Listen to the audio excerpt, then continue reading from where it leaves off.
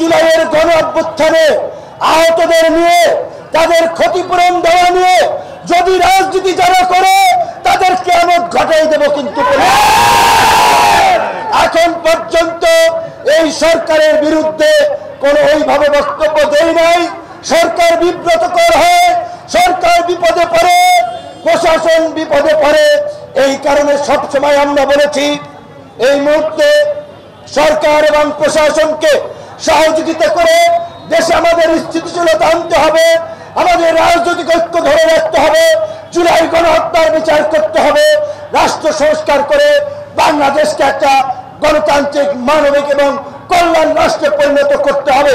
এই জাতীয় ঐক্য যাতে বিনষ্ট না হয় সেজন্য কোন রাজনৈতিক দলের বিরুদ্ধে আমরা বক্তব্য দেই না, স্লোগান দেই না, সরকারের বিরুদ্ধেও তেমন দিচ্ছি না। তার মানে এইটা নয় যা ইচ্ছা তারা তাই করবে আর আমরা তা মেনে নেব।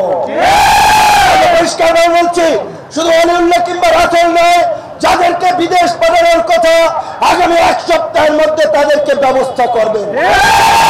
আমরা হলে আপনাদের 12টা বাজাই দেব। বাংলাদেশের জন্য সংগ্রাম করেছে, সরকার সংস্কার করবে। 8 মাস এখন পর্যন্ত আমরা কার্যকর সংস্কারের কোনো গতি আমরা